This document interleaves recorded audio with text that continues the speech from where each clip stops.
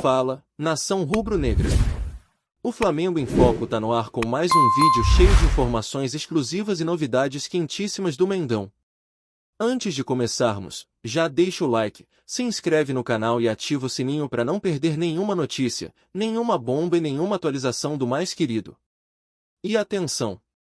Todo mundo que se inscrever no canal e comentar aqui embaixo o nome e a cidade de onde está assistindo vai estar automaticamente participando do sorteio de uma camisa oficial do Flamengo. Então já se inscreve agora, comenta seu nome e sua cidade e você pode ser o próximo torcedor a vestir o manto. Agora bora direto para as notícias. Bastidores em ebulição. A relação entre Flamengo e Cruzeiro atravessa um novo momento de atrito, expondo divergências profundas de método, timing e estratégia. O mais recente impasse, envolvendo Caio Jorge, não foi um episódio isolado, mas o ápice de uma sequência de negociações turbulentas que já delineiam um padrão desconfortável para os dois lados. A tentativa de levar Caio Jorge ao Rio de Janeiro avançou por um canal direto entre Bap e Pedrinho, sem a participação de executivos de futebol. Esse formato, pensado para ganhar velocidade e evitar vazamentos, acabou intensificando as suscetibilidades pessoais, onde cada gesto passou a ser interpretado como mensagem política. O Flamengo aguardava o encontro formal do clube mineiro com o atleta para subir a oferta acima de 30 milhões de euros, algo que sinalizaria convicção total no projeto esportivo. Em vez disso, viu as conversas serem encerradas abruptamente. Nos bastidores, o ponto mais sensível foi a aproximação rubro-negra ao jogador antes de um alinhamento final entre os clubes. Felipe Luiz entrou no circuito para apresentar o plano esportivo, a função tática e a perspectiva de evolução de Caio no ambiente do Flamengo. O contato, que para a diretoria carioca representava transparência de projeto e construção de confiança, foi percebido pelo Cruzeiro como interferência indevida em uma negociação ainda em curso. A reação foi dura. Os mineiros passaram a discutir a possibilidade de acionar instâncias internacionais por assédio. Esse tensionamento não nasceu agora. A primeira colisão entre os mandatários remonta ao caso de Fabrício Bruno, ainda no início da gestão de Bap, quando a forma de pagamento virou uma pedra no caminho. O Cruzeiro defendia parcelamento escalonado, o Flamengo exigia quitação à vista ou garantias bancárias consistentes. Sob a ótica financeira, os rubro-negros buscavam mitigar risco de inadimplência e proteger fluxo de caixa em um cenário de múltiplas frentes competitivas. Para os mineiros, a rigidez foi lida como falta de confiança, afetando a atmosfera entre as partes. Em outra frente, uma proposta envolvendo Luiz Araújo e Matheus Pereira adicionou ruído. O Flamengo divulgou ter recebido uma oferta que não evoluiu, o Cruzeiro sustentou que tudo partiu de um intermediário sem mandato claro. A divergência sobre a origem e formalidade da tratativa revelou um problema recorrente: diferentes versões de um mesmo processo, alimentadas por interlocutores paralelos, minam a credibilidade das mesas de negociação e deixam cicatrizes. O caso de Matheus Gonçalves aprofundou o desgaste. Bap e Pedrinho alinharam a transferência para Belo Horizonte, com um acordo em torno de 3,5 milhões de euros por metade dos direitos econômicos. A reviravolta veio quando o Flamengo recuou, alegando reavaliação estratégica e impacto no planejamento interno. A mudança de rota pegou o atleta de surpresa e cristalizou, para o Cruzeiro, a percepção de que o parceiro estava pouco previsível nos momentos decisivos. O desfecho com o jogador seguindo para o Al-Ahly fechou o ciclo com sabor amargo. A essa altura, Pedrinho definiu internamente um novo protocolo: não haveria facilidades adicionais para acordos com o Flamengo. Essa diretriz, mais política que operacional, comunicava ao mercado uma postura de endurecimento. Sempre que relações se institucionalizam pelo viés da resistência, cada proposta passa a carregar o peso de episódios anteriores, tornando concessões raras e margens de negociação mais estreitas. No capítulo sobre Matheus Cunha, o atrito voltou ao foco. Com o goleiro já comprometido com pré-contrato em Belo Horizonte, cogitou-se uma liberação antecipada. O Flamengo desistiu de avançar sem reposição adequada, mantendo o atleta no elenco até o fim do compromisso vigente. Em termos de gestão de risco, a decisão faz sentido: um clube com calendário denso não pode fragilizar posição crítica. Para o Cruzeiro, porém, a expectativa frustrada reforçou o argumento de que o parceiro não sustenta sinalizações sob pressão de calendário e janela. Ao se observar o mosaico completo, emerge um padrão: divergências de governança, aversão a risco financeiro, agendas descoordenadas e uma disputa por narrativa pública. Enquanto o Flamengo aposta em controle, garantias e alinhamento técnico para cada ativo, o Cruzeiro exige previsibilidade, compromisso com prazos e respeito estrito à liturgia das conversas entre clubes. Sem uma base comum, qualquer ruído se transforma em atrito. O caso Caio Jorge sintetiza o conflito de culturas.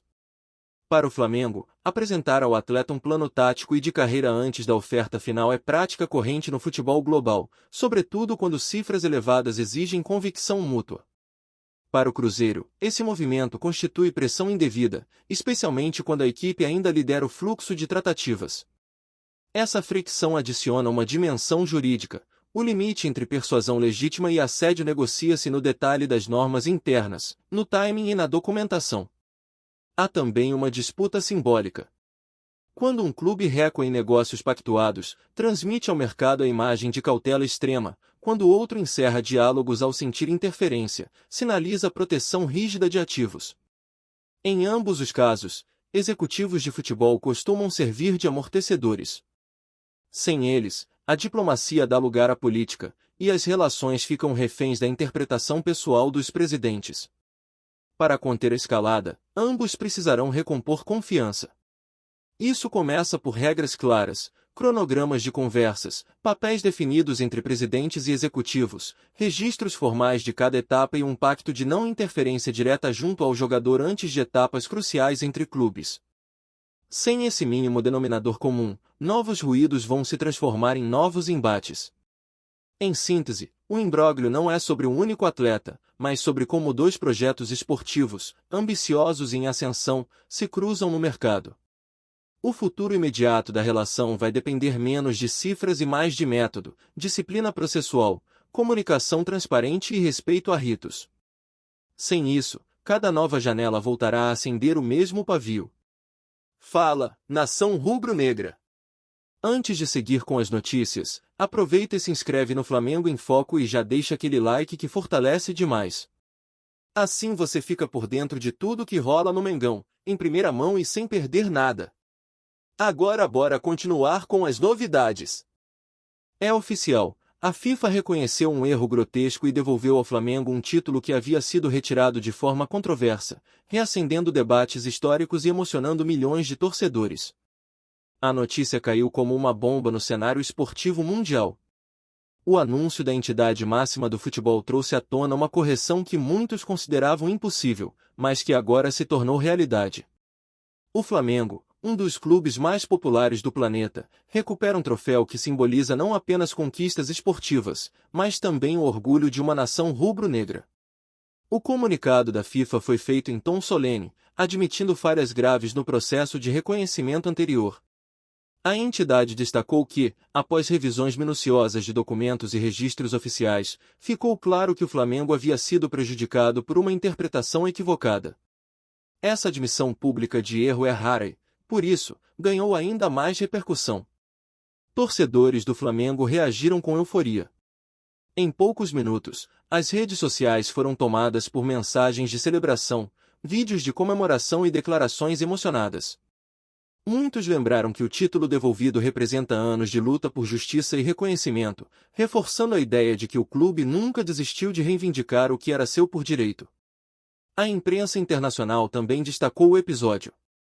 Veículos esportivos de diversos países classificaram a decisão como histórica, ressaltando que a FIFA raramente volta atrás em suas resoluções. O caso do Flamengo, portanto, passa a ser visto como um marco na relação entre clubes e entidades reguladoras.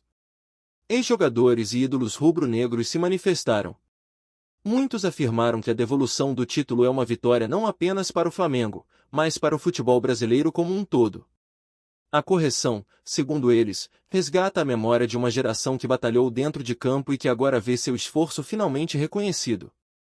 A repercussão política também foi imediata. Autoridades esportivas brasileiras elogiaram a postura da FIFA, destacando que a decisão fortalece a credibilidade do futebol mundial. Ao mesmo tempo, dirigentes de outros clubes questionaram se casos semelhantes poderiam ser reavaliados, abrindo espaço para novas discussões sobre títulos contestados. No Rio de Janeiro, a cidade respirou festa.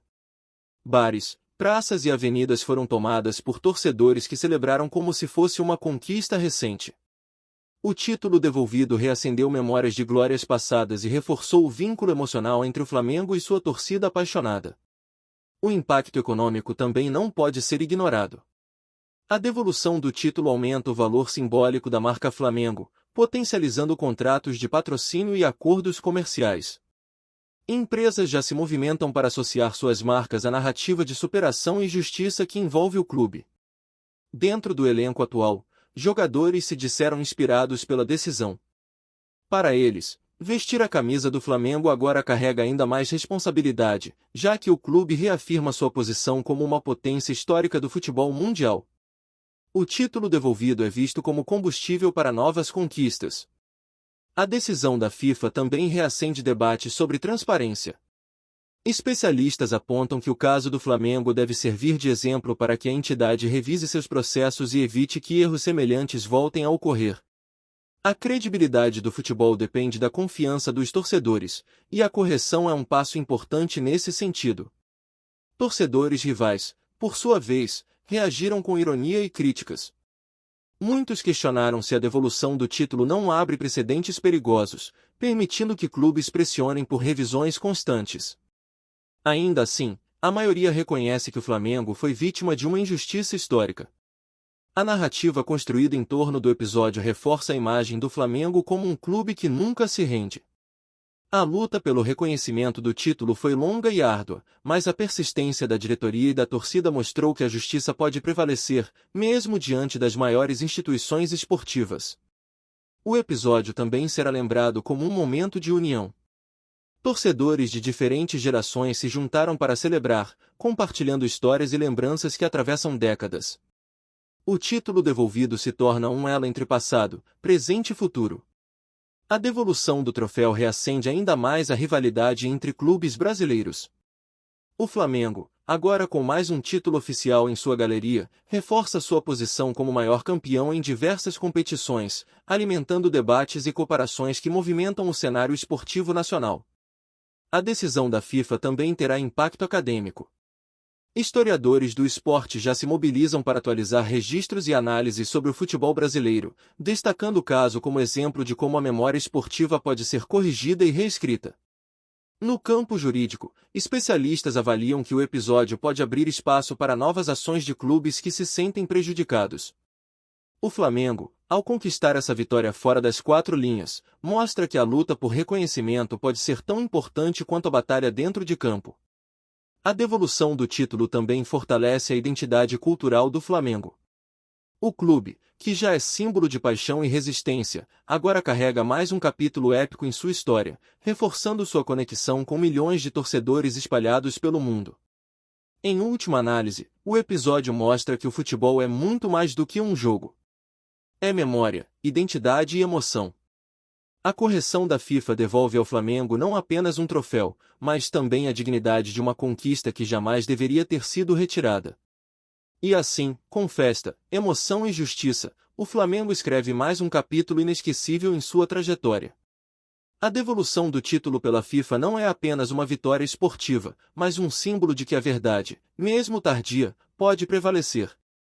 A decisão da FIFA de devolver ao Flamengo um título importante após reconhecer um erro grotesco continua a gerar repercussões intensas no cenário esportivo nacional e internacional. A notícia não apenas mexeu com o coração dos torcedores rubro-negros, mas também abriu espaço para debates sobre credibilidade, transparência e justiça dentro do futebol. Entre os torcedores do Flamengo, o clima é de celebração permanente. Muitos afirmam que a devolução do título é como reviver uma conquista histórica, trazendo de volta o orgulho e a sensação de que o esforço da equipe e da torcida finalmente foi reconhecido. As ruas do Rio de Janeiro se transformaram em palcos de festa, com bandeiras, cantos e fogos de artifício marcando o momento. A imprensa esportiva brasileira tem tratado o episódio como um marco. Programas de televisão, rádios e portais digitais dedicaram horas de cobertura ao tema, destacando a importância da correção feita pela FIFA. Jornalistas ressaltam que a decisão fortalece a imagem do Flamengo como um clube que luta por seus direitos e não se curva diante de injustiças. No exterior, veículos de comunicação também repercutiram a notícia. Em países como Espanha, Itália e Argentina, o caso foi visto como um exemplo raro de revisão histórica no futebol. Muitos analistas internacionais apontaram que a postura da FIFA pode abrir precedentes para que outros clubes reivindiquem títulos contestados. Ex-jogadores e ídolos do Flamengo se manifestaram com emoção. Alguns disseram que se sentiram aliviados ao ver que o esforço de suas gerações não foi em vão. Outros destacaram que o reconhecimento tardio é uma vitória moral, que reforça o peso da camisa rubro-negra e a grandeza do clube no cenário mundial. Rivais, por sua vez, reagiram com diferentes tons. Enquanto alguns reconheceram a justiça da decisão, outros ironizaram o episódio, afirmando que o Flamengo se beneficia de sua força política e popularidade. Essa divergência de opiniões apenas alimenta a rivalidade histórica entre os clubes brasileiros. Do ponto de vista institucional, a decisão da FIFA foi vista como um gesto de humildade e correção. Autoridades esportivas brasileiras elogiaram a postura da entidade, destacando que admitir erros é fundamental para preservar a credibilidade do futebol. Ao mesmo tempo, dirigentes de outros clubes questionaram se haverá espaço para novas revisões. O impacto econômico também é evidente. A devolução do título fortalece a marca Flamengo, aumentando seu valor de mercado e atraindo novos patrocinadores. Empresas enxergam na narrativa de superação e justiça uma oportunidade de associar suas marcas a uma história de resiliência e vitória. Dentro do elenco atual, jogadores e comissão técnica afirmaram que a decisão serve como inspiração. Para eles, vestir a camisa do Flamengo agora carrega ainda mais responsabilidade, já que o clube reafirma sua posição como uma potência histórica do futebol mundial. O título devolvido é visto como combustível para novas conquistas. Por fim, a repercussão mostra que o futebol vai muito além das quatro linhas. A devolução do título ao Flamengo é um lembrete de que o esporte é também memória, identidade e emoção. A decisão da FIFA não apenas corrige uma injustiça, mas reforça a ideia de que a verdade, mesmo tardia, pode prevalecer e transformar a história de um clube e de seus milhões de torcedores. Aqui no Flamengo em Foco, você recebe as notícias mais quentes do Mengão todos os dias. Então já se inscreve no canal, deixa aquele like maroto e ativa o sininho para não perder nenhuma atualização importante sobre o mais querido. Comenta aqui embaixo o que você achou dessa notícia. A opinião da nação é fundamental. A gente se vê no próximo vídeo.